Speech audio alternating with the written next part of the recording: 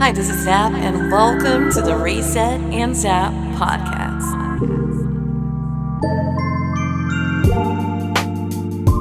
I just need a reset. No, it's not enough to press pause. I think I need a reset. I need a reset, reset.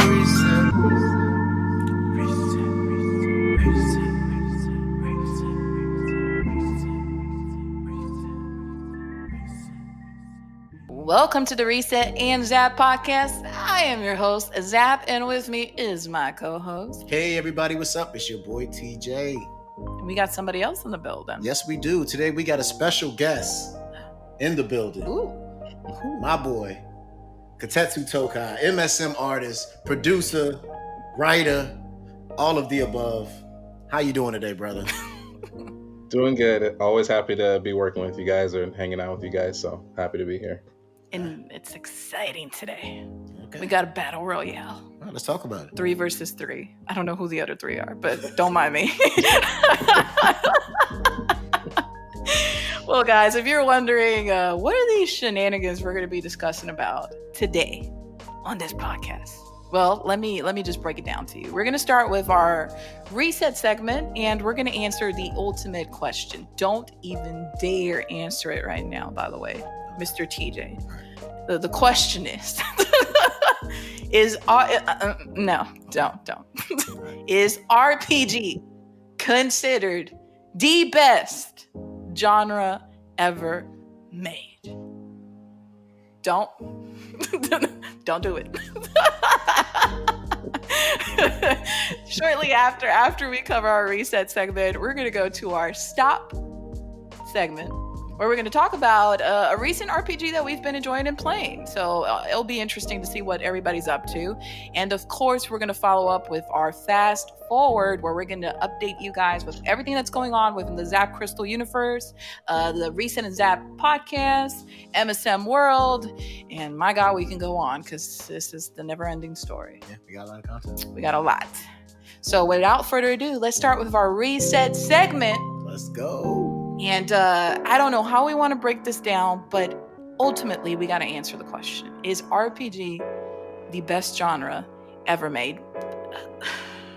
Okay. I already know where you're going. We're gonna let the guests go first, all right? We're gonna let our guests kick it off. So go ahead, Mr. Kotetsu. Tell us what you think about RPGs being the best genre and why everybody who disagrees is wrong. Go ahead. Wow.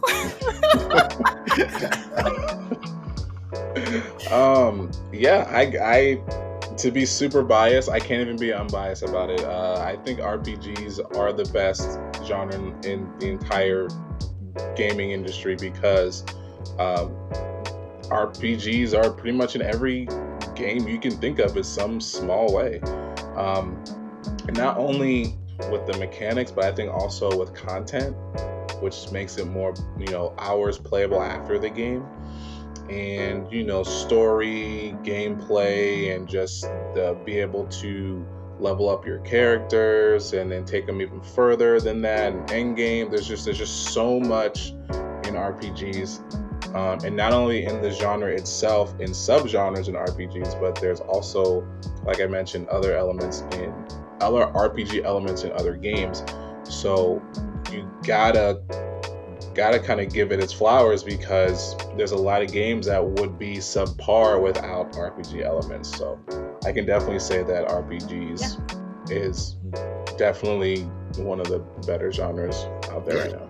And I agree 100%. I'm actually glad he went first because he nailed a lot of the reasons I wanted to say.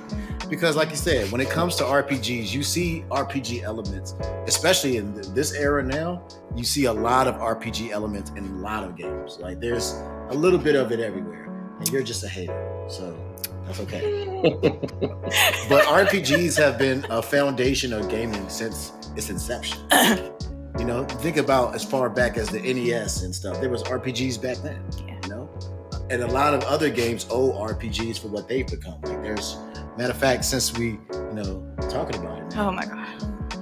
and I hope I don't get nothing started with this one, but games like Power, where they take elements from different sides of RPGs, level up systems, skill trees, grinding up your party and getting your characters together and doing all of these things. Like that game leans heavily into RPG elements, and look how popular it is. And even though I'm not the biggest fan of it, Elden Ring was a game that was very, very, very popular. But it has a lot of RPG elements. It basically is an RPG. Like it is just an action adventure open world RPG. Like at the end of the day, and it is widely popular. So even in other genres, like in fighting games, you see games like Street Fighter 6 implementing RPGs into their game. And I've even seen it with the new Tekken game that just came out. Yeah, it's already out. Yeah, that'd be spoiler free. Spoiler free. Even Tekken 8 has a mode in the game that is basically an RPG where you take your character and you can level them up and you go fight other people with their characters, and you can add customization and all this kind of stuff to it. And you see all these games adding RPG elements into their games because it has that creativity into it, where you can kind of build your character the way you want or build your skills the way you want. And I think a lot of people get in touch with that creative element of RPGs. Yeah, I think this is a great introduction, but we also have to consider that a lot of our audience probably are not into gaming or just started gaming. So we also might want to kind of break it down, as a beginner segment. So let's start defining, first of all, what is an RPG? What is a plain, simple definition for what RPG is? And, maybe different types of styles, different types of games, how to kind of ease them in, into this world of RPGs, because it could be a little bit overwhelming for somebody who's never played or gotten into the genre. So I don't know who wants to start by, just simply defining, what does RPG stand for? I'll let TJ take this one. I feel like he's better suited to do this one. I got you. RPG simply stands for role-playing game. And the definition has changed a lot over time to mean a lot more different things. But the original, what an RPG is basically a game where you take the role of a character and you're basically acting out that role in that game. Mm-hmm. So that's the original meaning of RPG, where it's basically like a story game where you are placed in the role of story driven. Yeah, very story driven, and you take the role of the main character, and you're supposed to be the main character. Mm-hmm. Like it's very similar to it really starts in like the Dungeons and Dragons era. That's exactly what I wanted to say. That's when you get to that pure essence of what an RPG is. Because the role-playing part of RPG is what's really important. Is that you're supposed to be setting yourself into the story. So like when you're playing an RPG, I'm the main character, and this is how I would go about it. Yeah. That's why games like, I would say like Mass Effect and what's the other one that did it? It's also the same guys that made Mass Effect. Dragon Age, yeah. Where you get to make decisions that affect the overall story. That's actually more pure RPG than what most people would consider an RPG. So my question is, before we continue, because I'm actually curious about this, I don't know if you have the answer to it, or Kotetsu. So before RPGs were implemented into like video game format, like would you consider that the inspiration for those video games came precisely from like tabletop games, like we mentioned earlier, Dungeons and Dragons and other tabletop games that are like very popular till this day, but like they implemented it in a different format, which is the video games that we now enjoy. I mean, that's very true. And I'll let Kotetsu, I'll make one quick point and then I'll let Kotetsu come in on that. But I would even say it goes back even further than that. I would actually say that it actually originates from in the other places of books, actually. Because like those fantasy books that you see people reading about, these massive worlds like Lord of the Rings and stuff like that. And which later on, like Harry Potter, your theatrical, those are more modern versions of that. Yeah. But before that, they were these, Narnia. People who created these worlds. Basically, it's like you create a world with its own mythos, its own history. Skyrim is a good example of that because they created a lot of Bethesda games are like that actually, where they create a whole world for you to live in, like Fallout, where you're in like, this is a post-apocalyptic world where this and this happened and this happened, and you're now the main character and your role is to play that character in the game. Gotcha. So like a lot of that stuff draws back from stories, for just people writing about these fantasy like adventures where knights and wizards. That's where that stuff really, that's where you get the term fantasy RPG comes from that. it leans more to the fantasy element. Then you got post-apocalyptic and all these different settings that an RPG can be in. But it really, I believe it really finds its foundation in like the fantasy element. Interesting. But I like to hear what Kotetsu thinks about that too.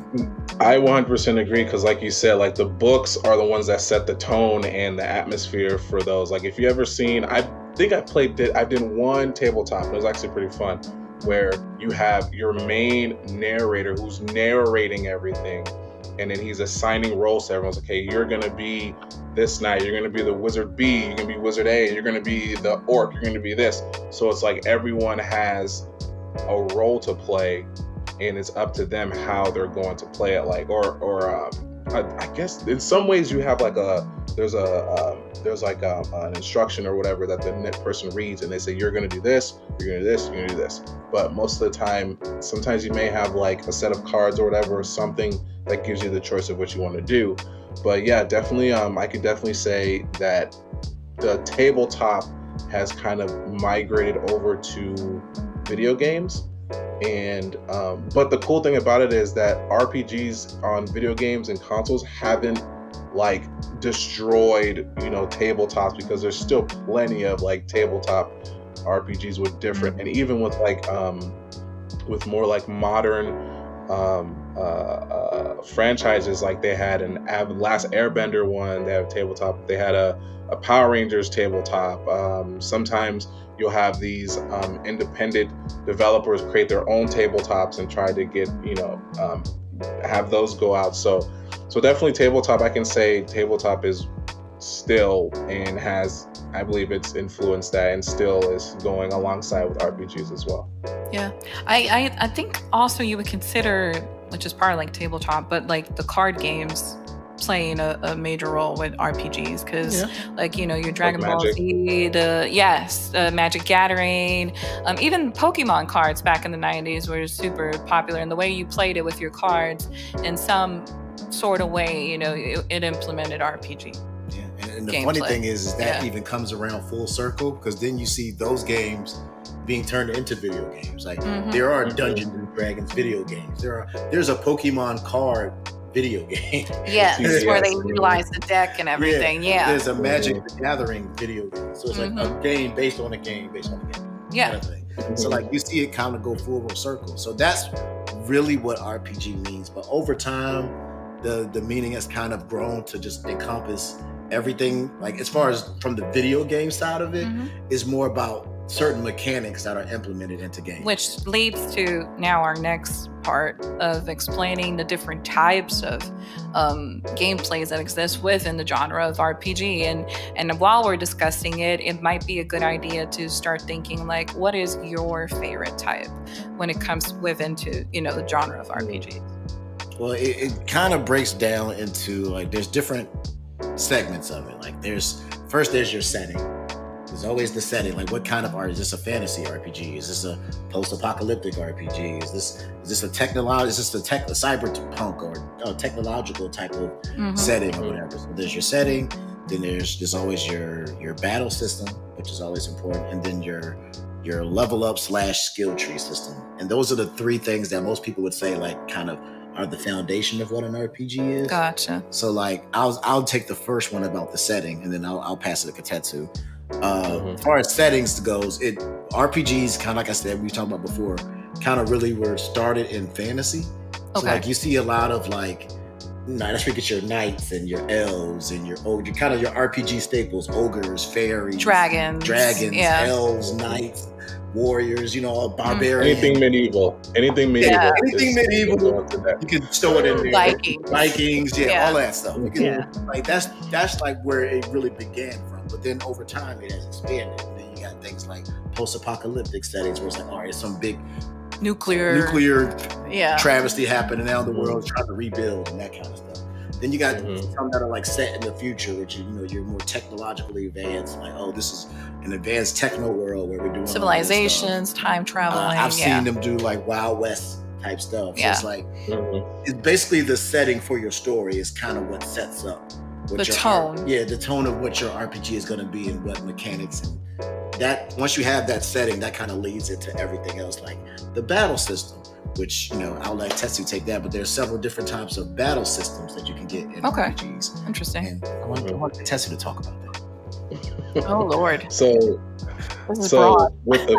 I think the battle system is what changes the archetype, if that's the right word for RPGs. Yeah. So if it's a turn-based, where it's like you have either like an ATB where you take turns, or it's just kind of like, okay, this person goes, and even with that's even crazy too, because there's two different types of like the turn-based. There can be, hey, our squad goes first, then your squad goes, and then there's like an ATB, which is more like free flow, which is like, okay, you have this amount of time before, like you don't know when the enemy is going to strike, so you have to really be like, okay, I'm going to do this, and then launch it. And even as you're launching your attacks, your enemy can be attacking you as you're trying to set up. So I think like with turn-based, there's like two different kind of flows with that, which is like we take a turn and you take a turn, or it's like, hey, when you're ready, just go. So that's like the core of it is like RPGs, and you have your action RPGs, which is the more popular. And going back to what you said about beginners trying to get into RPGs, action RPGs are probably like the best thing that beginner RPG players can jump into, because it's just like an action game with RPG elements into it. So a main example is Kingdom Hearts. Kingdom Hearts was pretty much the first game. I think there were probably action RPGs then, but I think Kingdom Hearts was what really took that term and put it on the map, where they really balanced the term action game and RPG, and they really put it together, not even just with the battle system, with the story as well. So with action RPGs, it's more, like I said, like an action game. Everything's flowing, going at the same time, but then in the back, you have like your stats that you built up. You built up your party stats. You have your equipment, your items that you use in battle. You have your moves that you use in battle. So everything is just like free flowing at the same time, which can be very, not overwhelming, but exciting. Like, I don't think overwhelming can really do it. It's more of exciting, because you're just kind of like, I'm throwing a lightning spell as things are happening, and it's really cool. So Kingdom Hearts is definitely the game that put that on the map. Gotcha. Then you have your tactical slash strategy RPGs, which are okay, this is a better one, like Fire Emblem. Fire Emblem is your tactical slash strategy RPGs, where triangle strategy. Is XCOM exactly considered? XCOM? Mm-hmm. XCOM. I would consider it. Yeah. XCOM is definitely one too, where you have like a grid. Yeah, like pretty much almost any game that either has the name Tactics, or like you can look at the gameplay where it's like either. So pretty much you have a grid. Doesn't matter if it's eagle eye or kind of like almost third person kind of thing, where you have one turn to move your character where you want to be strategically. Okay. And you can either take cover somewhere where, like, say for Fire Emblem example, Fire Emblem has trees and different bases and stuff, to where you can either you can use those as tactical advantages. Like, say for example, if you have a character who's really weak against physical attacks, you can put that character in the trees or in the bushes or in grasses, and what it does is it brings their chances of being hit lower, because in reality, when you swing into trees, you're most likely going to hit something instead of your opponent. So that's why they said, okay, put them in trees or bushes or whatever. It's going to bring down their hit level. You can find, like, another example in Fire Emblem is you have a tower where you would put your archers, which means that you have a better chance of having better precision, and your enemies can't hit you because you're on a base. On a large tower. So archers would be best for those positions. And then you have and you can just go ahead and just move your units into an enemy and initiate attack from there. And usually what's cool about that is, like, I'm using Fire Emblem as an example because it's the best example. When you put your character against an enemy, it tells you your attack stat, how much damage you're going to do, what's your evasive stat, what's the resistance, if they're resistance to magic, what your resistance is if you're fighting a magic, and theirs. And I think there's one more. I can't. Is it the success rate? I think that's Usually more have of like that's like the chance of hitting. Yeah. You can say the success rate of hitting them. Yeah. So you kind of decide, okay, I'm gonna put this character here. What's it gonna look like? Okay, maybe I can do this. I'm gonna take hits, but maybe I can go ahead and do that. I can take a chance of doing that, or you can say, no, I'm gonna use someone else, or I'm gonna kind of go at it and find someone to work at a distance. So tactical RPG is I think it's a little bit more to it because you really have to think about where you place them, because once you place them there, they're there.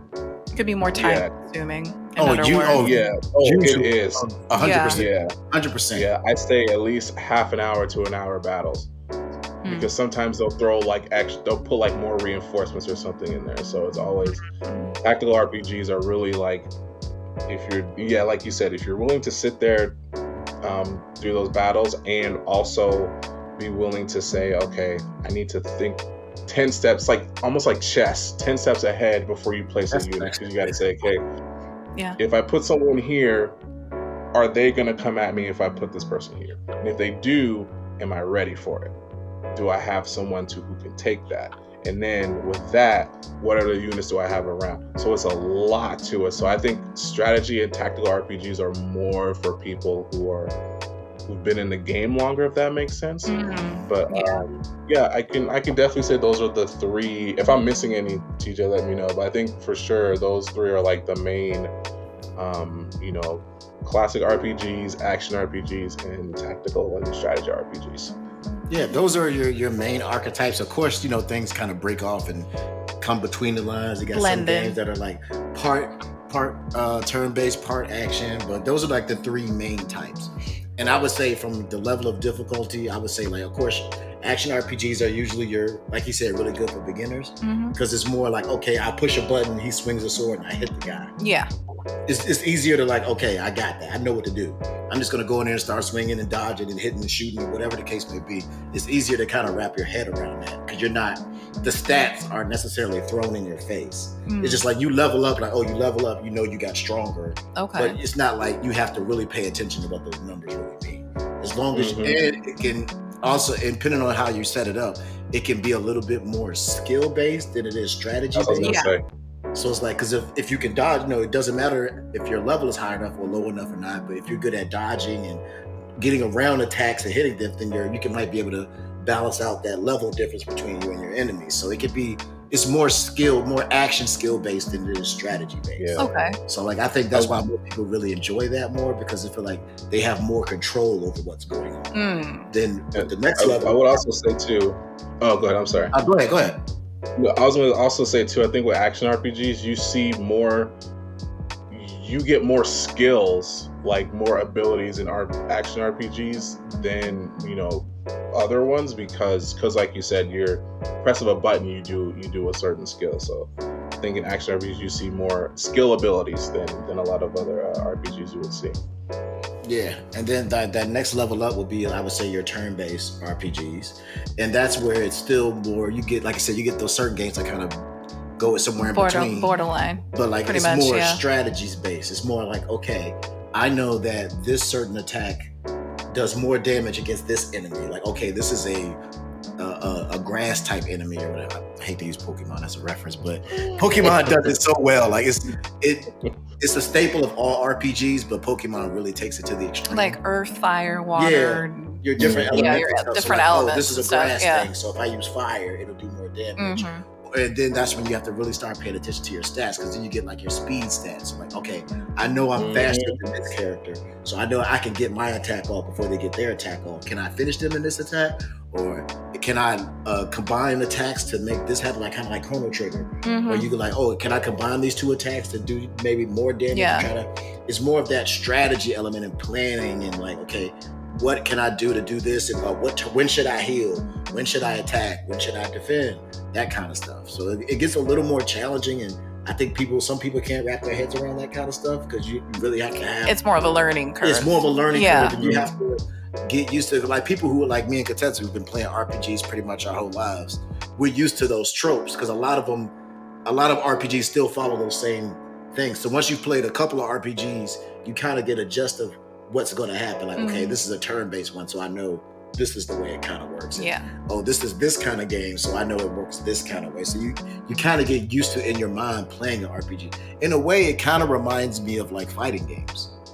That's what I was going to say, because they all have, like, if you've played several of them, they all follow kind of similarly the same rules, so you have an idea of like what you're getting yourself into. Yeah, like once you've played a couple fighting games, there's certain skills that you take from this fighting game that you can take into this fighting game. Yeah. That you can take into this fighting game. There's certain universal things and skills that you can take from one game to the other. And the same thing with RPGs. Once you learn how certain elements of RPGs work, like once you understand how HP and MP work and EXP and level ups and skill trees, like once you understand how that kind of stuff works, you can pretty much take that skill to every RPG. But it's kind of hard to just, you have to learn those things. If you didn't grow up playing those, then those are skills that you have to develop later on. And once you get used to it, playing RPGs, it's like, okay, yeah, I know how this goes. Yeah.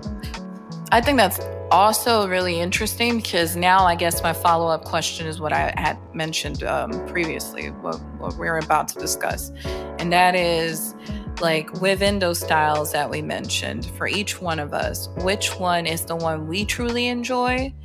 But also like our background experience with RPGs overall, because I think all three of us were super different when it comes to like background experience. Like, how much RPG did we really play back in the day compared to what we're playing now as an adult? Okay. I'll let Kotetsu go first. Just to go into a little background for me, I remember my cousins used to play 2 RPGs all the time. It was on the PlayStation. It was Final Fantasy VII and Xenogears. And I used to always play, and they always joke around. I think I was pretty young, so they always joke around like, "You're never gonna finish. Like, you're not gonna finish." And then I'm like, "Yeah, I am. I'm gonna finish it." And then like probably like 10 minutes in, I'd be done, because I didn't understand what went into those, like the investment I had to make to be able to put into those games. And then when I got a little bit older, I think the first RPG I actually finished was Knights of the Old Republic. Knights of the Republic and Knights of the Republic 2. Those are the two. Because I remember I used to go over to my cousin's house over summer school, because the school is closest to his house. So I used to go there, and he said, "Hey, you can come in my room and have at it, play whatever you want." And then I remember I went through Knights of the Old Republic, Knights of the Old Republic 2. Not even really know what I was doing, but really just enjoying what it was. It was Star Wars, so it was dope.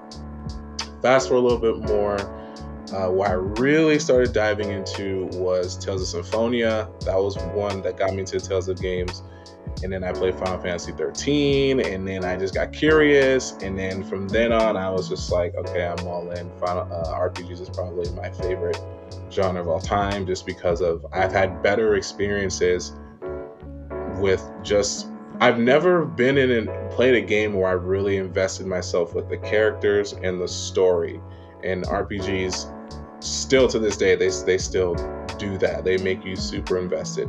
I think the one thing is, I think TJ can agree with me, if in the first 10 minutes of an RPG you're not already invested, then you should not continue playing, because the rest of the time is just going to be very hard to get through. Very hard to get through. Do not answer for me. So, but to answer your question, what's my favorite? What's the one I like playing? That's hard. For me, that's hard because it really does depend on. It really does depend. It depends, because I play all 3, and if it's like, it really depends on the genre. I mean, the franchise. Gosh. And if it's not a franchise I'm familiar with, if the orientation grabs me, that's another important thing too. Okay. If orientation does not snag me, then I'm like, okay, I'm not going to waste my time, because I know how much time it goes into RPGs and how much money they are now playing games. You need to be invested, especially RPGs. But for me, it depends on franchise and orientation that will get me hooked, no matter what the style is. Okay. For me, it was actually kind of weird, because when I started, I think I talked about this with you before, but okay, like when I first got into gaming, I never really saw it as like a thing. It was just like, oh, it's just my mom brought me home this console one day, she went to a yard sale one day and somehow she got her hands on a Nintendo. No, she was a game hunter back Yeah, in the day. She was. My mom is actually a big NES fan. Okay. Funny enough, she loves Mario. She loves the original Mario game. Okay, you give her the original Mario game, she'll sit in front of the TV for hours and just playing the original Mario. That's her game. She won't play nothing else though. That's it. That's it. Just give me Mario. It's simple. Give me that old school Mario, and I'm with you all day. Jump and jump. That's it. Jump and run. Keep it moving. But that was her jam. But she went to this yard sale, got her hands on an NES and brought it home. And I'm just like, oh, this is a cool thing for me to play with. It was a toy for me. It was like, okay, this is just something I'm gonna do. I never really looked at it as, oh, I'm a gamer now, or I'm part of the gaming thing or whatever. So for me, I was just playing games that I enjoyed. So I on the NES, I got my hands on the original Final Fantasy. Okay. And I was just, it was, at that time, I couldn't really afford to just be buying games all the time. So when I got a game, I needed something that would last. You know what I'm saying? Something I could take my time on, and because it's going to be a while before I get another game. So when I ran into Final Fantasy, and that game takes hours upon hours upon hours, and I'm just like, I could just keep playing this game over and over and over again. I like that. Like, do they make more games like this? Is this a thing? And then that's when I discovered that, oh, these are considered RPGs. And that's the real reason I really got into RPGs. One, because like I said, back in the day, gaming was very, very expensive. Yes, it still is. It still is. In a way, yeah. When your parents are paying for your game, it gets even more expensive. Oh yeah, they'll complain about it for several months. So like, it was that was a big element of it. And one, I like the fact that it's a game that even though I know I'm not going to get a game for a while, I can pull everything out of this game that I can possibly get and get the most out of it for the time that I'm going to have it. And I love the story element of it, because I think as a music person, I'm also very invested in stories, because I like to tell stories through my music. So it's like storytelling and music kind of go hand in hand. So it's like, I love these big, vast adventures. And then, of course, the music, you get all this different music in RPGs and some of the best music comes from RPGs. Yeah, I said it. Okay. Although recently, I will say that fighting games are starting to Tekken. Well, that's another conversation. We got to have another day where we talk about that. We need a music and video games episode. I want to be on that. Yeah. Yes. But anyway, getting back, that's what I was about to do before you interrupted me. Thank you. Okay. But so like having these big gigantic games that I can get one game and probably play it for the next several months was like a big draw to me. And once I found out these were called RPGs, I was like, okay, cool. I guess I'm into RPGs now. So now I'm specifically looking for games that are RPGs. And the more I play, the more I get invested. And next thing I know I've played pretty much so many different RPGs, so many different genres across so many different years that it's just a part of who I am now. And as far as my favorite type, if I would have to say my favorite type, I'm old, and it's okay. Yes, you are. It's okay. But I do still enjoy a good turn-based RPG. Okay. I really do. I really do. I love that strategy and pre-planning type stuff. Like, I love games that make me have to work my mind a little bit more. And I'm like, well, how can I get the most damage? How can I make that number as big as possible? Because that's me. Right. I like numbers. I like to see big numbers on the screen. Okay. So if you just throw a bunch of big numbers on the screen, I'm happy. So that's my thing. How can I make this number as big as possible? Let's go. It's 10,000. I want 20,000. Let's go. Let's get it. So for me, like, you get more of that in your turn-based RPGs. But I do enjoy action RPGs quite a bit, and I've played quite a few of them. Strategy RPGs are a little bit more advanced than I can go. Okay. Like, I've played a couple of them. Like, I play like XCOM, and I played like Mario and Rabbids would be considered one. But like some of those strategy RPG games can get really, really complex. Like Fire Emblem, Triangle Strategy. Like, some of those games can get Final Fantasy Tactics can get really, really complicated. And like, maybe if I had more time to invest in games like that, I could play them more. But they, like you said, those are a big time investment. Like, you can go through one battle. One battle could be a one gaming session. Like, Yeah. 1-2 hour gaming session, and you've got through some story and one battle. So Yeah. it's like to beat, and some of these games can have 40, 50 battles. So you're talking 50 to 100 hours in some of these games. Like it can be crazy. So it's like I don't have the time to invest in those kind of RPGs. Yeah.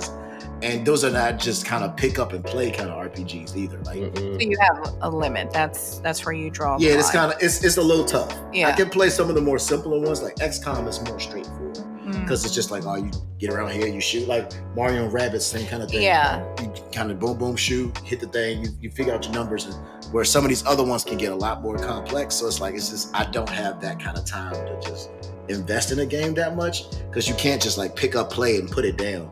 Because you're in the middle of a battle now. Like Fair you enough. have to complete that battle, but completing that battle could take you an hour. Yeah. So it's like, which kind of reminds me of your D&D sessions because usually that's how it is. Like you'll do it once a month, but that session is like 3 to 4 hours long. So yeah, it's pretty much like a D&D session.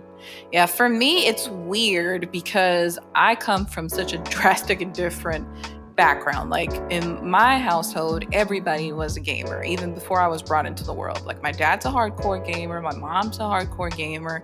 So when we were brought into the world, this was natural, it was organic, it was normal for our household. And my mom and my dad are kind of like us now, where the latest console was coming out, they gathered money and saved up money to get it, always like on it, games day one and stuff. They were like really excited. They would like browsing the internet trying to find news of the latest stuff, cutting edge technology and things like that. So, and I think partially it has to do with my dad being a musician too, where creativity is everything for him.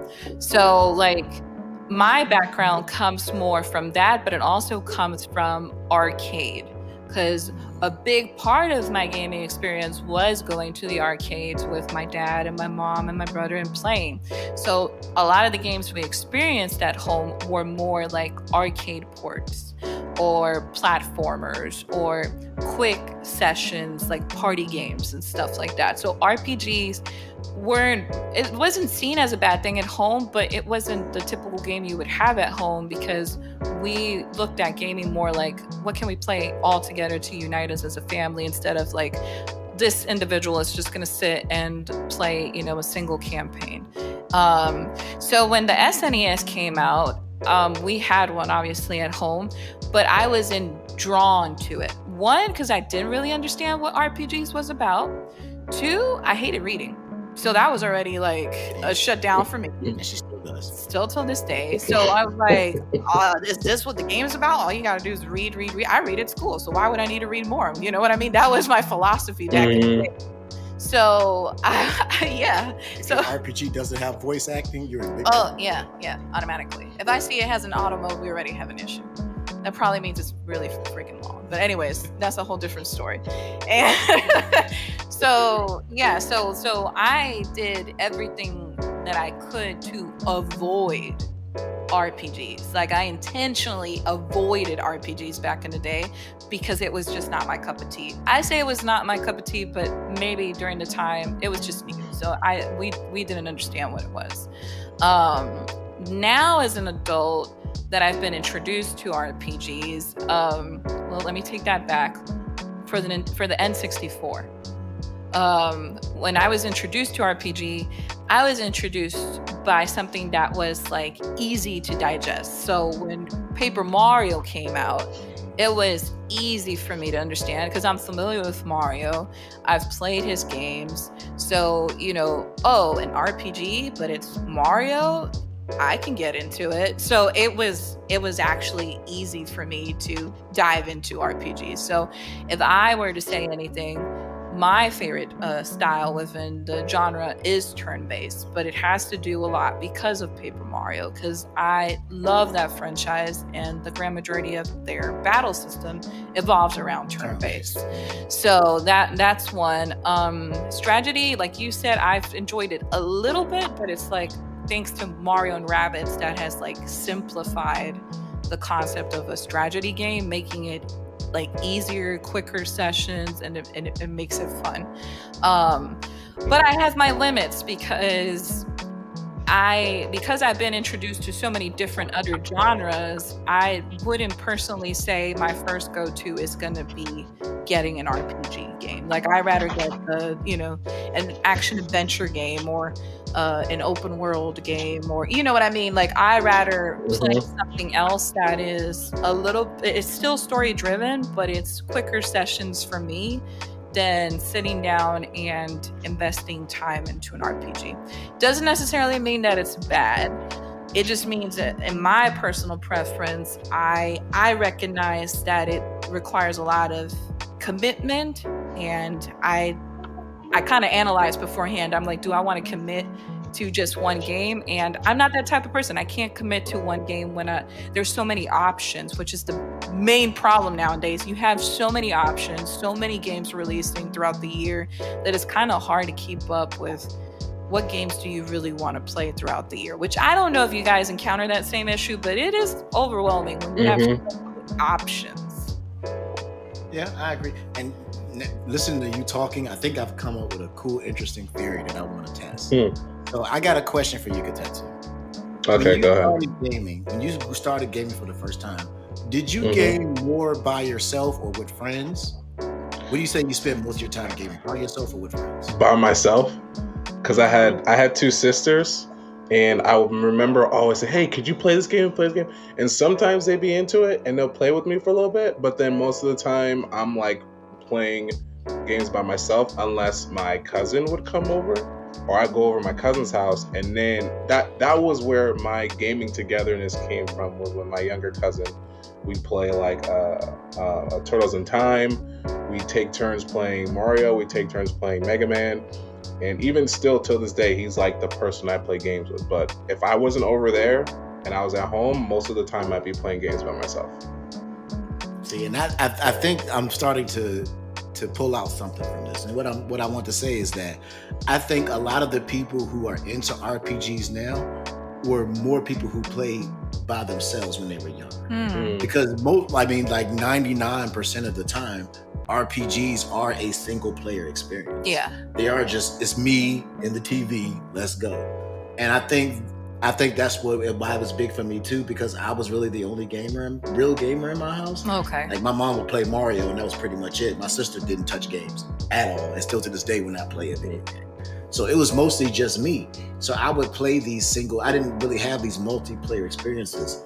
I had some arcade games, and I would go to the arcade to play games with people, and every once in a while I might go to a friend's house where they have a game. But the vast majority of my gaming experience has been solo like that. And I think that's why I kind of lean more towards RPGs too, because they're more of a solo experience. And RPGs are kind of hard to do that multiplayer experience because you have to have somebody that's going to be willing to sit and play through an entire RPG with you. So it's like, where do you even, like, what games like that? I can't even really think of any games that really do that. I can think of one, and it's not advertised. They've never advertised it, but it's there. The Tales of series. Oh. Tales of series lets you have two people. They've never advertised it in the game. I remember one time I was playing with my cousin. I was playing Tales of series with my cousin, and I said, "Hey, why does it say add another controller in here?" I never understood. I said, "Hey, try this." And we were playing Tales of just the battle system. Whenever there'll be like battles, he would jump in and play.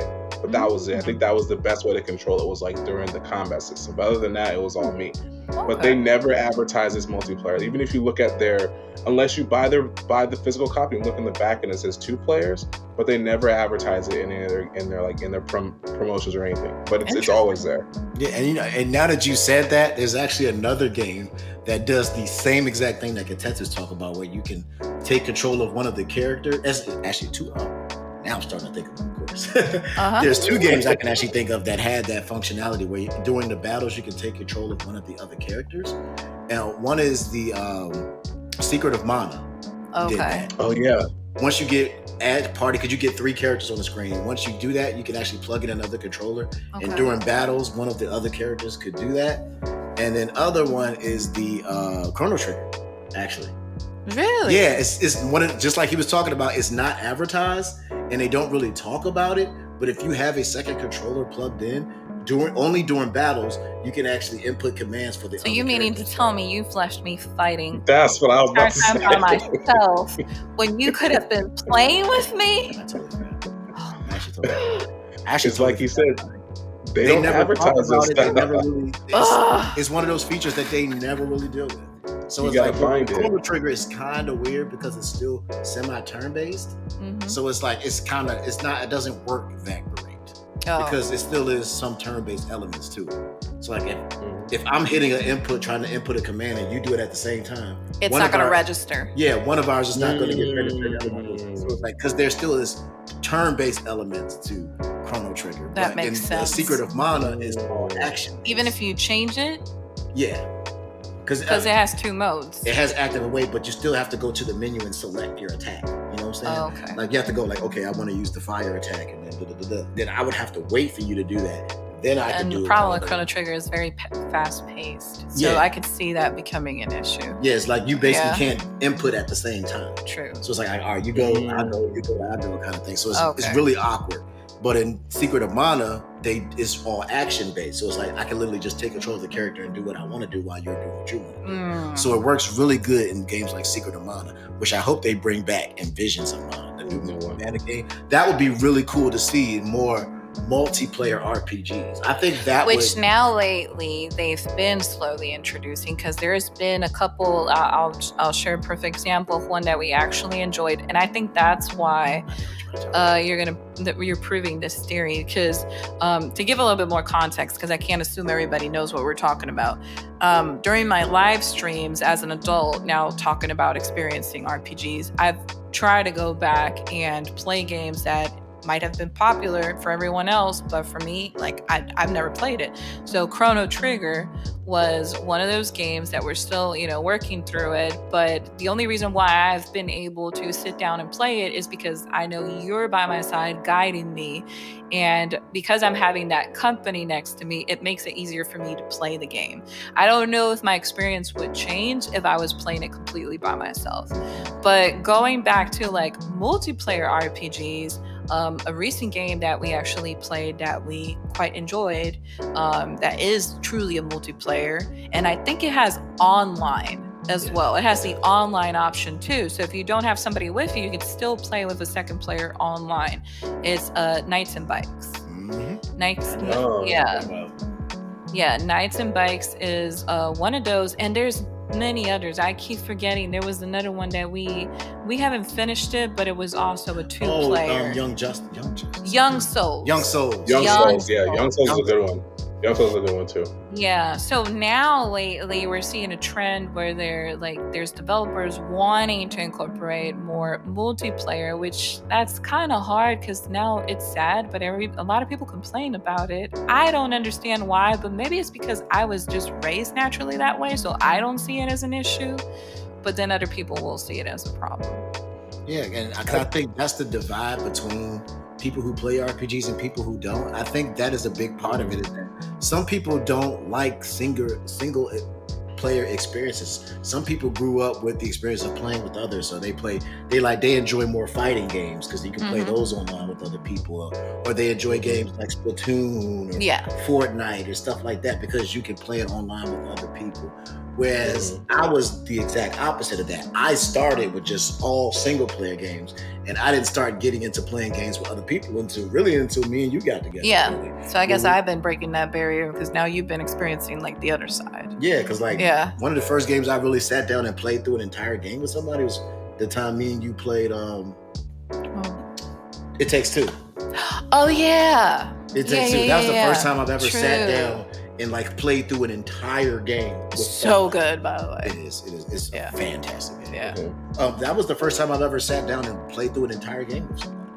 I've had little sessions here and there with people, but I've never all right, we're gonna start this game and we're gonna finish it. Same thing with Revelations, Resident Evil Revelations. Yes, we played that together. True. So it's now I'm starting to get that. Oh, it's kind of fun to play with other people or play against other people, and I'm starting to understand that now. Why? Yeah. And whereas before I was just if it's single player, that's me. That's what I do. I play single player. So I think that may be why some people find it hard to get into RPGs because they're used to that interactive component of gaming. Yeah. Whereas with me, I was more focused on like the single player. For me, it has to be more than a good story to hook me that I'm like, okay, I can play this by myself because the story is really, really good.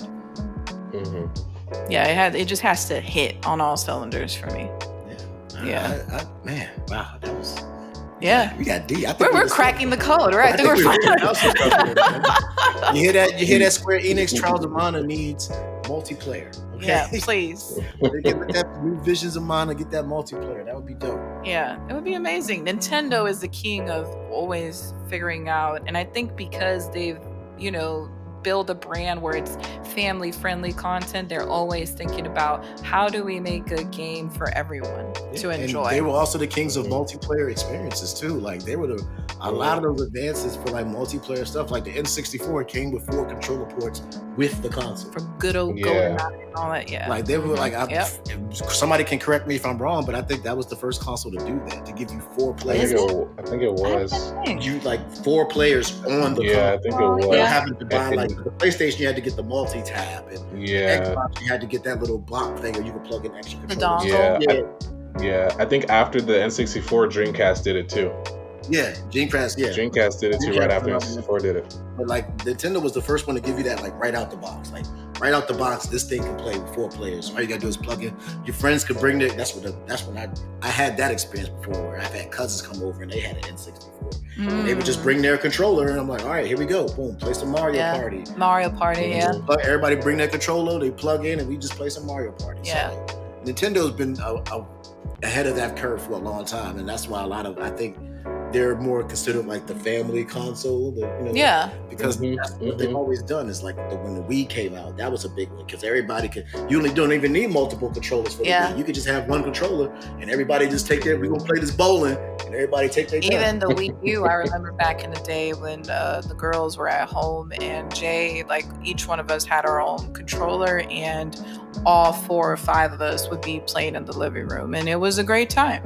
Yeah, because even with the Wii, they had the thing on the top where you can plug in like physical. You can plug in GameCube controllers and go through and do that. And I was like, so like that multiplayer experience is a really cool aspect of gaming. But I think most gamers find themselves falling into one category more than the other. So it's like for me, I think I was more of a single player experience guy. So that's where I enjoy that more. Where you came from more of a this is a family thing. We play it all together, arcade kind of stuff. Because even the arcade, that was more about interacting with another player. With other people. Because fighting games was big in the arcades. And that was about me versus you. Let's go. You put your hands on your sticks. I put my hands on mine. We gonna fight. Yeah. Like so, like arcades was more about the interacting part of it, and I think that those are the 2 different dichotomies of gamers that make that difference. And I think more RPG players are probably going to fall into that. I grew up playing single player experience games. Interesting. That's my theory. Interesting. And, hey, for you, everybody who's listening to this, put down in the comments if you are a single player or a multiplayer experience person, and how did you grow up playing? I'm very interested to see how testing the theory to see how close that theory is. And that's why I asked Kotetsu that question earlier about what did you do more, play by yourself or with others? Because I think there might be a link there. Yeah, which is how actually I was introduced to PC gaming on a segue, because having a computer at home, Dad being a musician, we had access to PC games. And one of the many stories that blows people's mind, but for me it's like normal, is like before I played, Tomb Raider on a console, I actually played it on the PC, I honestly loved it more on the PC than on console, but I don't know, maybe because I'm just used to it. So I feel like when it comes to my taste in gaming, it definitely is very unbiased and broader simply because I've experienced it in so many ways. Yeah. Which leads to, can we stop? Okay, that's enough. Let's talk about a game that either we've recently been playing. It doesn't necessarily mean we've completed it. We're just, enjoying it. And we think it's worth recommending. We'll let our guests go first. Okay, let's go. Go ahead, guests. See, I feel like me and TJ might tag team on this one because he already knows what I think he feels like I'm about to say. So the game that has had me hooked has been Power World. Oh. That game has me hooked. Even though, of course, we got Tekken 8 that just came out, but Power World has had me it's just a whole new experience for me. It's an experience I wanted, and then it was an experience that I wasn't expecting. Wasn't big on the guns thing, but I'm like, you know what? It makes sense because some of these battles are hard, and you have to cooperate and help out your pals to be able to take them other ones. But the main thing I've been doing is just crafting. That's been, you're supposed to go explore and everything like that. But once I explore for like 30 minutes, I come back and spend like 2 hours on my base, making sure it's a good flowing ecosystem where it's like, you guys do this, you guys take over this. My dogs are barking, and you guys, make the spheres, and you chop down wood and stuff. It's like and it's so crazy because I've always tried to get into, Animal Crossing and all these other games that have that element, but I don't know, for some reason, like in here, I'm just stuck and just doing that all day. I can sit there and just watch everyone just do all this stuff all day long, and then I can go back and go whatever, come back, harvest stuff, make sure we have enough of this, and it's just been a huge, a great time for me playing Power World. The builder. That's to the building. Can we build it? Yes, heck, we can build it. But yeah, I'm 100% behind Kotetsu on that one. Me and my theories. Oh God, here we go. Here's my next theory. The reason why I think that game is so enjoyable is because it is basically a build your own adventure game. Like it really, when I say this game is customizable, it is literally customizable. Like you can change every aspect of the game, how fast you level up, how much damage enemies does to you, how much damage you do to other enemies, how many enemies show up at a time. And when you create your world, you can literally build it out to be as easy or as difficult or whatever, somewhere in the middle as you want it to be. And you can customize certain, like if you don't like I know some people don't like games that have stamina bars, where if you run for a certain amount of time and then you run out of energy, you have to wait for it to build back up. Yeah. Well, guess what? You can turn that off in this game. Nice. You can literally just set it all the way to 0, and your stamina is basically infinite. You can just keep going as long as you want.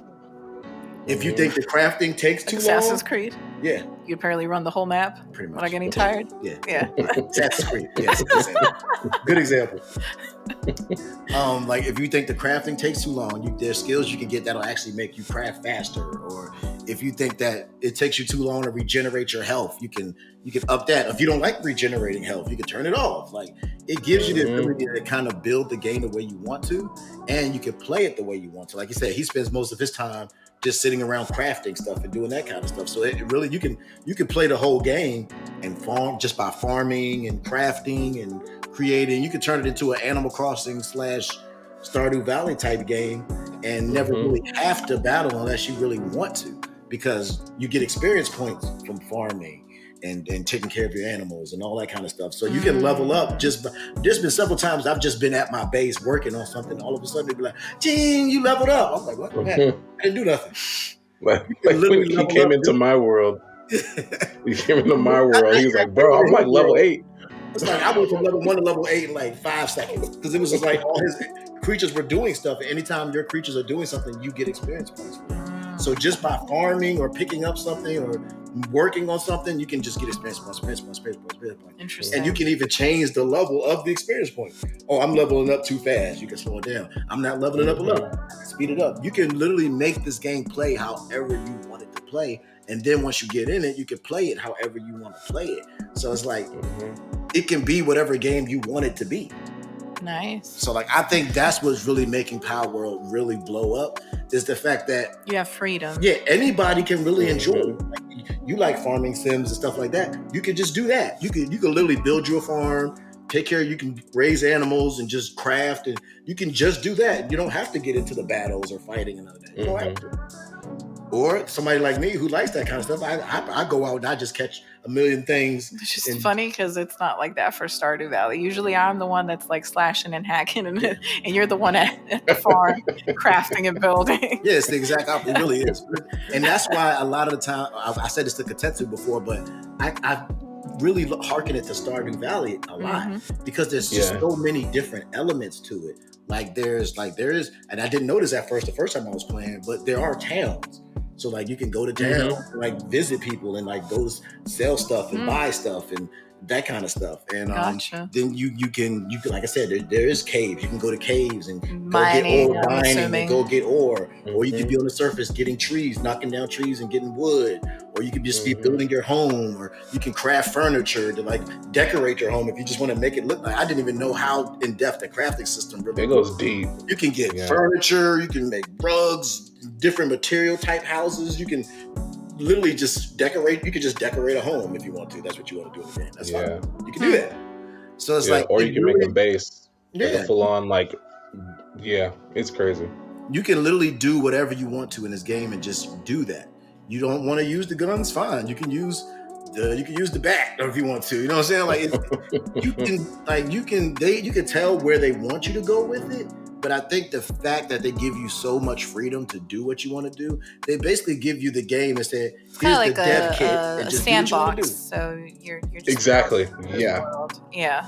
Exactly. That's exactly. It's just a huge sandbox where they just say, here's pals, here's all the pals, there are legendaries, all that. There's towns, there's enemies, and we don't give you a story. We just have these different towers you have to take down, and here's some. They'll teach you how to craft, all that stuff, and then here you go, play. And that's another cool thing about it too, is that tutorial section is very short. Once they introduce you to the main mechanics of the game, that's it. They say here's a fast travel point, put a base here. Okay, we're gonna teach you how to do this. Okay, so you've got the basics. Okay, now it's like a lion teaching someone how to climb up, the kid how to climb up the something. All right, cool. You know how to climb? Cool. Go ahead and do. And then it also makes a big community aspect to it too, because then even if you're not playing with other people, there's things that you may discover that they never seen, or things that they never. Like when I went to Kotetsu's world and playing in his world, he had all kinds. I'm like, where in the world did you get all this stuff from? How did you do that? How did you make that? I didn't know you could do that. I'm like, oh man, I got to take this back to my world to figure out how to do all that stuff now, because I didn't know you could even do all that. I'm like, this dude feeling like he got a freaking tower in the middle of his 3-story home and stuff. Like, this nigga got a mansion and I'm living in a log cabin. Like, what the hell's going on? Oh my god! So it's just, I love the fact that this game basically just lets you and that's why I also give it, harken it to it. What it really does is it takes all the pieces from other video games that everybody loves and puts it all together. Because even there's some Breath of the Wild elements in there where it basically like you could just do things the way you want to do it. Like in Breath of the Wild, you can, and I mean more so Tears of the Kingdom, where you can have different solutions to different puzzles. There's different ways to handle different situations. Like if you want to, you can just go in there and fight yourself if you want to. I don't need the power to fight. I can fight for myself if I want to. Or you can just make it like Pokemon, where you can fight with just your thing. You can throw them out there and just stand back and let them do their thing and fight. Or you can fight with them, fight together. All right, I'm sending you out there and I'm going to come fight with you. Like it basically just says you can tackle any situation however you want to tackle it and have fun with it. And if you don't like some of the elements of the game, you can change them. Nice.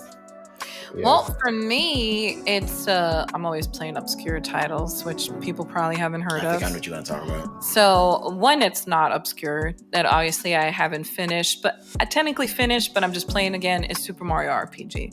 I played the original one, I live streamed it, I finished it. Great game, super hard, by the way, but it's worth playing. It's really worth playing. And now that they did the remastered version, I've gotten back into it, and I think I'm even having more fun than the original one, which says a lot. It says a lot from Nintendo and Square Enix. It looks really good. Graphically, the game has seen such an improvement, but still remains on its like original roots and core of what it was, back in the day. And then there's another RPG that a lot of people don't really know about. I haven't finished it, but I love this game. Like, it's so much fun. It's called Hero Land. I Hero think I heard Land. about that. Yeah, I've actually mentioned this in a video a long time ago because I feel like it deserves a better spotlight. So Hero Land is over the top humor. Doesn't take itself too seriously. Basically, it's an attraction, an amusement park, and you're a tour guide, and you're receiving all these visitors. And this is like a medieval fantasy land amusement park where there's a lot of myths, a lot of legends, about what happened and stuff like that. But the mystery behind it is it just a myth, or is something actually going on at this amusement park? So your goal is to be the best of the best as a tour guide, and you have all these random visitors, a king that is his eagle is over the top, and all these fangirls that are following this K-pop star, and you have all these random characters with different personalities, and your goal is to present them with the best tour and the best experience possible, because you get paid more, and therefore you can buy potions and different things to aid you throughout battles. And what I like about the battles is it's turn-based, but it's really different. It's just really different from other RPGs I've seen. Like, basically they have like what I call a boss rush, where it's like waves after waves after waves, but they have it like almost like Super Mario World 3, I guess, where it's like a world map.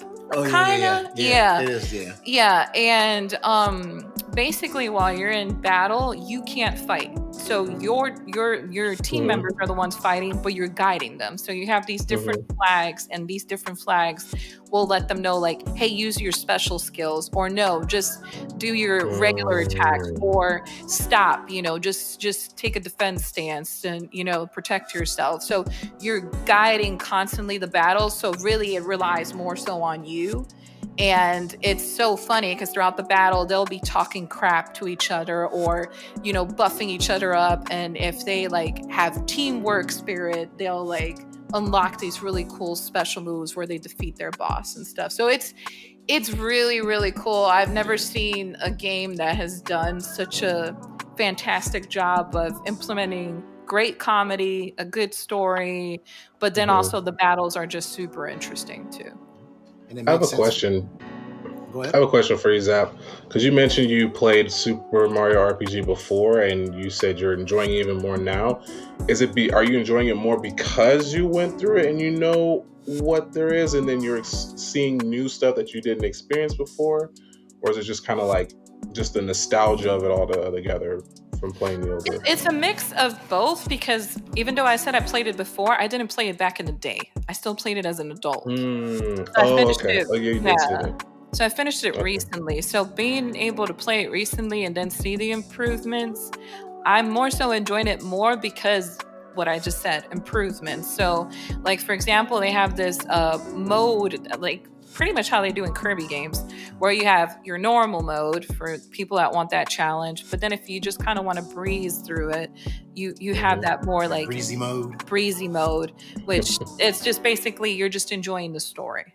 Pretty much. And I love the story without too much of a challenge. Like I don't have much time to like invest. So maybe an hour or so. So that breezy mode really does help.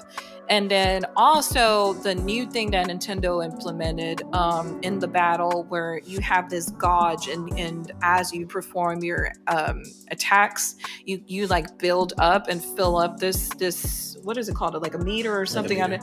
Yeah, like a meter. And then once it fills up, you unlock this like random item that can aid you in battle. And I really do like that because it's cool. You didn't have that back in the day. So it really does help, especially for those like tedious battles where, this boss has God knows how much HP and it's going to take you a while to take them down. So little tweaks like that, I really feel like just amplified like my enjoyment for the game, pretty much. Yes. They made it very, very true to the original, but added just enough new stuff and like quality of life kind of things to make it like an easier, funner experience. Like they kept it very. It's if you play Super Mario RPG, it's Super Mario RPG, but they sprinkled just a little bit of new stuff in there So you can be like, oh, that's different. Oh, I like the way they did. That's Yeah. different. And they changed a couple of things to make it easier to do and easier to deal with than the original RPG standards. Because back in our day, RPGs was hard.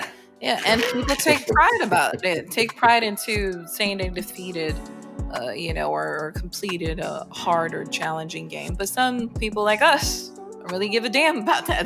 We just want to play a game. If it's easy, please be easier.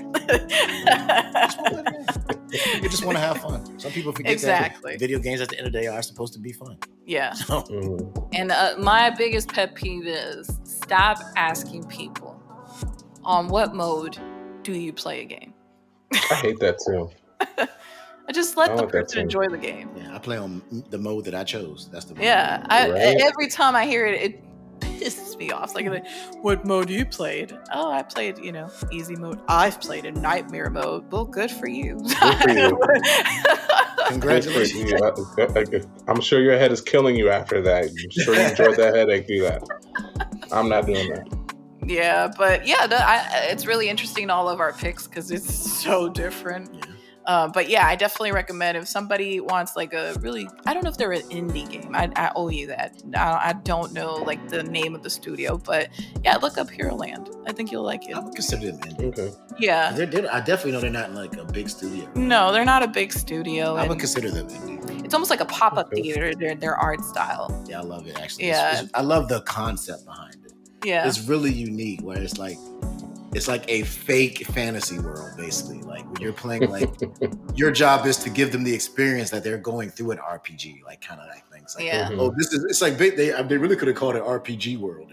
Yeah, pretty much. Because it's literally what it is. Just like it's like an amusement park if it was set up as an RPG. Exactly. Yeah. It's literally what it is. So like you go to this amusement park, you build your character, you create. They dress up and everything, and then they go and have this adventure. Yeah. In the amusement park, and they have experience points and they level up and all that kind of stuff. So it's literally like an RPG amusement park. The funniest part for me is the king, because this king is trying to prove himself before his people, and he like really wants to believe that everything at this amusement park is real. Because he's trying to build a name for himself. And they're like, yeah, King, you're the best. Yeah, you slaughter those monsters. But really, it's people just in costumes. And they're like, do we really got to like pull this off? The monster you're fighting are literally just employees of the amusement park. Exactly. So like that's basically what you're fighting is the employees of the amusement park. Yeah. And then the king will like, after a while, he's like, wait, I've seen you. Like, how is this any different? Like, am I really battling, or are you guys just mocking me? Stuff like that. So it's over the top huge. Really cool concept. Yeah. I like it. It's really good. But can we fast forward? Yeah, please don't. There we go. But in fast forwards, ladies and gents, we're bringing you the hottest, the latest, the trendiest news coverage from everywhere. Where can we start? From ZapCristal. Yeah, ZapCristal Universe, the recent Zap podcast, yes, ma'am. The MSM Universe, That's good. The Kotetsu Universe. Let's just keep adding to it. I know I had one. Well, I'll kick it off. As you all know, we are coming to the end of All About You.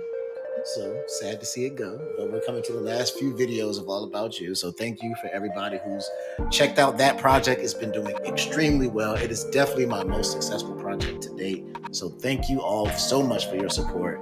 500,000 streams overall. I'm super excited, super happy. Yeah. And we're on our way to 1 million. Yeah, Let's do show it. it off. Yeah, 1 million streams. Let's go. Yeah. Hold up. Let me brush this off for a minute.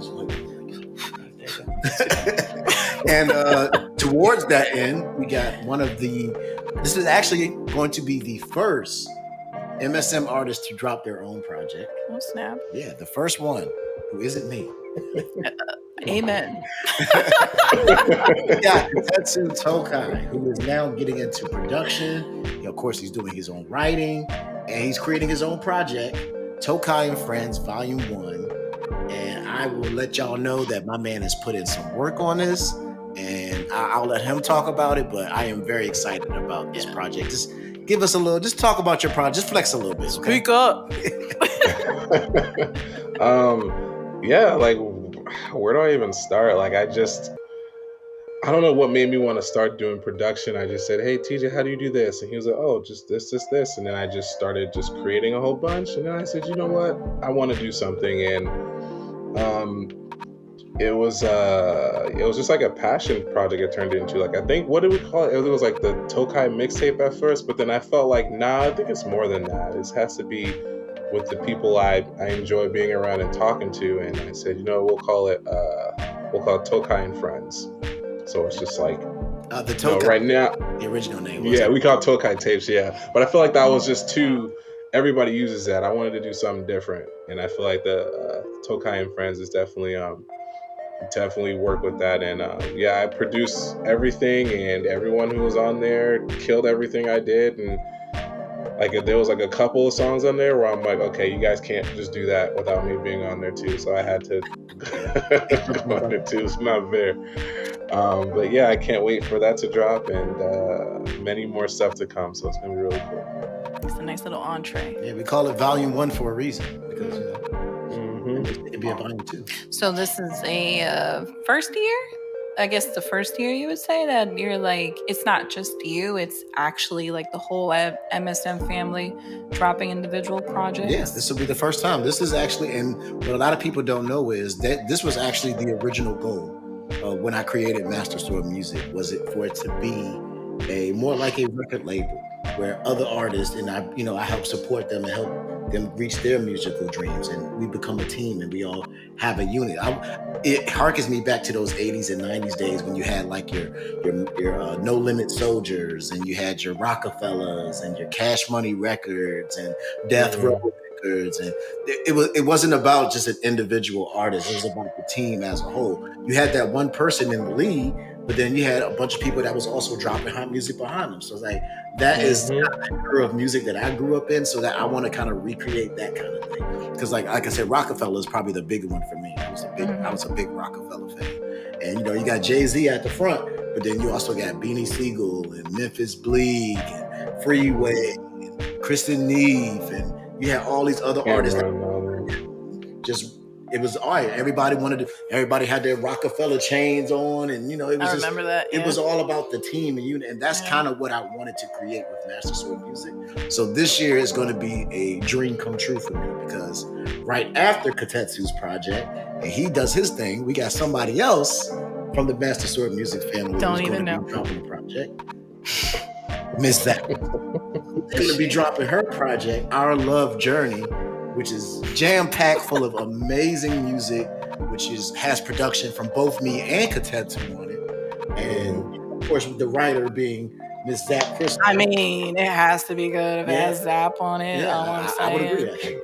So that is another project we're looking forward to. If you want to talk about that a bit. Yeah, so I was going to say All About You. Let me go back. My album, Our Love Journey. Our Love Journey is kind of like a sequel to All About You. So it's basically telling the story of how I met my now husband, TJ. And but from my own perspective and my own life experience. But it's not just focusing on the relationship side, it's also focusing about past trauma, how I've overcome these challenges, self-love, self-healing. So it's a very intense, I like to say, roller coaster of emotions, where you kind of, within each song, you get to experience kind of what I was going through, how I was thinking, how I was feeling, and how I, like, at the end of the day, overcome and overcame all these stuff, And so it's a very special project for me, because I feel like it's what I call my therapy session. It's a perfect example of what this album is going to be. But later on, after mine, there's other surprises. I don't know if you want to we can't that? talk about that yet. Yeah, not yet. Okay. But best believe that even after Miss ZapCristal drops that project, we got so much more coming from other artists at MSM, even collaboration projects. We got then of course I'm going to be dropping another solo album as well which you'll hear about more in the coming months. Okay. But let's just say that MSM got a jam-packed schedule, man. We got so much stuff that some stuff might even come out next year too. Like we are rocking and ready to go. So I am really happy what's happened over at Master Sword Music. Yeah. And for the ZapCristal universe, first of all, round of applause, because season 2 in the building. Chef Kiss has been an amazing start. I think we're already halfway through season 2, as crazy as it sounds. And I feel like season 2, we've pretty much just kind of, how can I say, laid that foundation. So now we're more relaxed. And we've been listening to everyone's feedback and, improving, making changes, making it more entertaining. And I feel like season 2 has really shown those results. Oh, 100%. Yeah, it's been incredible. And now with our new set, like, oh my God, it just looks so good. Yeah, it looks amazing. So yeah, I'm definitely excited because one of those things that I've been able to do in season 2 is like we're doing right now. Been able to bring in special guests. So the more people, I feel like the more fun it is, our conversations, because we get different perspectives. But also just a variety always of topics where sometimes we're really serious and deep provoking discussions, but then when you got your lighthearted, fun conversations that you can hear them over and over again. So that's been really fun. On the ZapCristal channel, one of my most recent series that has blown up, it has had very good positive outcome and results, is my video game series. We've been already a couple of episodes in, and within every video people seem to be enjoying it more and more. Like I've mentioned, it has nothing to do with your traditional reviews or facts or history. It's just me as a normal gamer girl, I don't know, however you want to call me, playing my games and letting you know, yes, it's good, no, it sucks. That's it. I'm pretty much just sharing my opinions, which sometimes can be a little bit controversial, but they're fun. One Piece Odyssey. Oh yeah, exactly. But I will say that your latest episode is the greatest episode ever of all time. Oh God, which one? Of course, which one?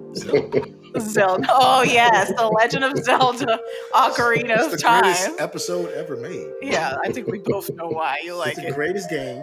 We get to talk about it, and she also thinks that it's one of the best. Oh God! So I'm just saying that maybe y'all. But yeah, my video game series has been super fun because it's not only covering, like I said, games that I'm currently playing, but it's also going to cover the challenge that I started a while back of my 3DS challenge, where the goal is not only showing the games I collect, but actually going through each and every one of them and trying to play each and every one of my 3DS games, which is quite a few. I got quite a bit. I've lost count. I have like 300 and something at this point. That's going to take a while. Very close to 300 3DS games. Yeah. If you're just 3DS though. Just 3DS. That's not including your Switch or Xbox. Yeah, exactly. So yeah, we got a long way to go. Yeah. But yeah, one of the goals is not only to, present games that are popular, but also I want to kind of give a spotlight to those games that, people might not have heard of or have heard, but haven't really tried them. Because I play a lot of obscure titles and a lot of indie games that many people probably haven't heard of. Okay. So I kind of, want to take advantage of like showing them some love. Yeah, definitely. You've definitely. That's the one thing I will say about you. You've definitely gotten me way deeper into the indie scene than I think I've ever been. Yeah. And I found some amazing indie titles due to that. So. Yeah, so it's been super positive. Of course, in the streaming world, you already know I'm continuing my Resident Evil marathon as the Capcom creator that I am. So we're going to continue playing Resident Evil games, our retro gaming nights, our community night streams, which Half Tower, I've heard you, I've heard your plea, and I'm working on it. I'm going to do a community night stream. But we're also going to be featuring our couple night streams, which is going to be so exciting. You don't really have to have a significant other. If you just like hearing us talk crazy crap, shenanigans. If you like this podcast, you should definitely check out the stream. You should definitely Pretty Yeah. much the same thing. Yeah, it's pretty much the same thing. We're playing a game. It's just that we're live and playing the game while we talking. Oh God, and anything, just be warned. Yeah, anything can happen during our live streams. Yeah, like somebody might forget how to count. Yeah, exactly. Or was a little loosey goosey, but let's not go there because yeah. But anyway, Yeah. for all of you out there, for everything ZapCristal, there is one place that I need you to go right now. One place. I need you to write this down. Okay. Take your notes. Hold on. Okay. If you're interested in all things ZapCristal, there's one place you can go Uh-huh. to get everything you need Okay. about ZapCristal. And it's called, ready? Yeah. ZapCristal.com. That's it. That's it. That's If you want to know about ZapCristal, ZapCristal.com. There you can find out about our Patreon. Okay. You can find out about the YouTube channel. Mhm. You can join the email list to get updates on when she's dropping videos and live streams. Mhm. You can get information about this very here podcast you listen to right now. It's just the best. All you got to do is go to ZapCristal.com. Ooh, ZapCristal.com. And just join the email list. Yeah, It's that's very it. important. Join that email list and Yeah. you'll get emails right to your email. You'll be like, oh, she's Yeah. dropping a new video. Put the link right there. Boom. Click. VIP. There you go. Yeah. It's VIP front row seats. Yeah. Yeah, for free. That's what it is. But yeah, I appreciate each and every one of you guys that are listening. Do not forget to answer the question of the day. Give them a reminder. What was the question? The question of the day is, when you grew up gaming, Mm-hmm. were you a solo player or were you a multiplayer? If you were a solo player, that's kind of sad. But anyway. Majority of us. Okay. Thank you for listening to this podcast. I did it. I nailed it. I pissed you off. That's amazing. Thank you for listening to this podcast, and I want to remind you To reset and zap for the week. Bye, guys. Bye-bye. Bye